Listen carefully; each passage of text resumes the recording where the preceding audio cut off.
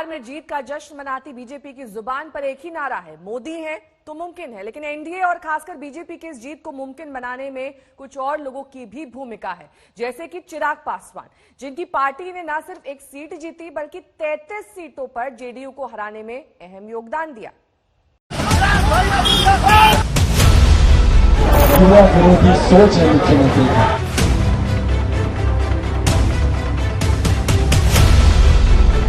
मुझे प्रधानमंत्री जी की तस्वीर का इस्तेमाल करने की जरूरत ही नहीं है। मैं उनका हनुमान हूं, मेरे दिल में उनकी तस्वीर बसती है।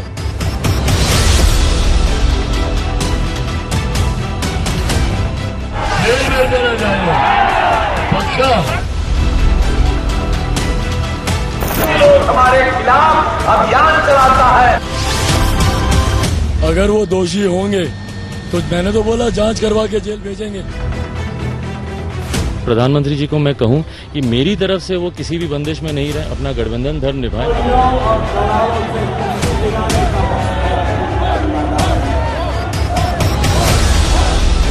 जेडीयू को जलाकर खाक कर देने के जज्बे से चुनाव में उतरी एलजेपी डबल सीट से सिंगल सीट पार्टी बन गई, लेकिन चिराग पासवान के दिल में उम्मीद के दिए अभी भी रोशन हैं।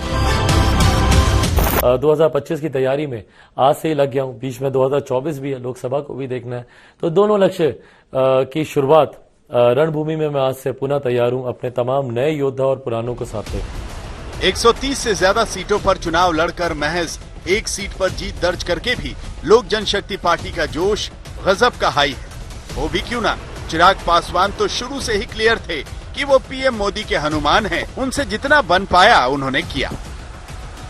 मैंने शुरू से इस बात को कहा कि मेरा लक्ष्य है कि भारतीय जनता पार्टी की सीटें ज्यादा बढ़ें, वो ज्यादा से ज्यादा सीटों पर जीतें, और इसीलिए मैं खुलकर मैं प्रचार भी करता रहा। हर जगह मैंने बोला भी कि जहां जहां पर भी भाजपा के प्रत्याशी हैं, लोजपा के तमाम समर्थक उनका समर्थन करें। ओपनली मैंने इस बात को बोला। करीब 39 सीटों पर एलजेपी को जीतने वाले उम्मीदवार और हारे हुए एनडीए उम्मीदवार के बीच वोटों के मार्जिन से ज्यादा वोट मिले हैं। यानी अगर एलजेपी एनडीए का हिस्सा होती तो एनडीए मौजूदा नंबर से 39 सीटें ज्यादा तक जीत सकती थी। 39 में से 33 सीटें ऐसी थी जहां जेडीयू को हार का सामना करना पड़ा। अगर एलजेपी एनडीए का हिस्सा होती तो जेडीयू ये सीटें जीत सकती थी, और तब जेडीयू की सीटें भी बीजेपी के लगभग बराबर होती और बड़े भाई नीतीश कुमार की राजनीतिक हाइट कम न होती।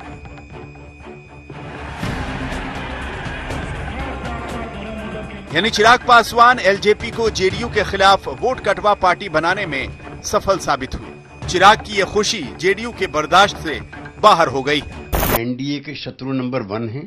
उनका एनडीए की पॉलिटिक्स से, एनडीए के परसेप्शन से और एनडीए के विकास से कोई वास्ता नहीं है, और उन्होंने एक सिस्टमेटिक तरीके से जेडीयू के खिलाफ कुप्रचार किया, हमारे नेता के खिलाफ कुप्रचार किया।